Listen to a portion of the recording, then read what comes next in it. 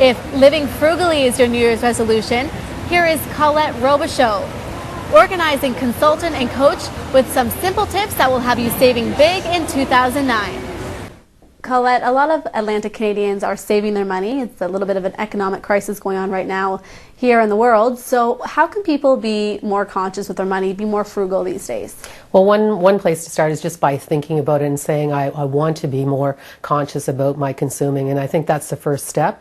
And really think about what you already have and what you actually do need versus what we want. And our North American culture seems to get that mixed up a little bit sometimes. Right. And there is a difference between being cheap and being frugal. Perhaps you could touch on that. What's the difference? Oh, definitely. I think being cheap means that you're not generous or you don't treat yourself. And being frugal, I think, is just about being smart and making some wise decisions about what's important to you.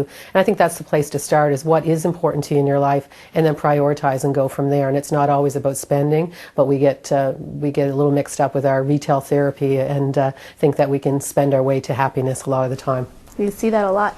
So let's talk specifically. What can you do in this day and age here in Atlantic Canada, a family or someone who lives alone? What can they do to be frugal? Well, if you just start thinking about your home, if you just started even in the kitchen, Canadians, I think it's about 25% of the food we buy goes out in waste, meaning we don't use it again, leftovers, we're sending it out in compost or something like that. So if we start off by buying smart in the first place, maybe planning some meals better, storing our food a little bit better, or maybe when we cook that extra amount of food, instead of it putting back in the fridge, you don't quite feel like eating it again in a few days, putting it in the freezer for another meal. And that way you're not only saving time by having another meal ready to go, but you're saving in that it's not going to be thrown away later on. Right, so that's in the kitchen.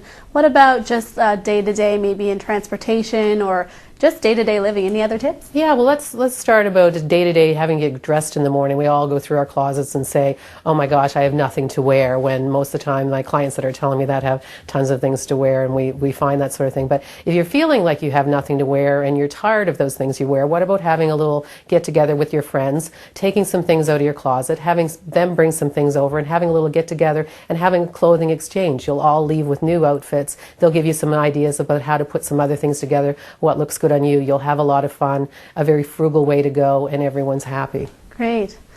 Colette, you gave us some great tips today. Thanks so much for your time. Before we go, though, any websites or anything people can take a look at to find out some more information about being frugal? Well, there's the Free Cycle site. I think there's a lot of philosophies out there on buy nothing and things like that. So people can just do some keyword searches. There's also some tips on my website, organizeanything.com, and I think there's lots of information because it seems to be a real trend today that people are looking for this sort of information. Great. Well, thanks for your time and thanks for sharing your tips with us. You're very welcome.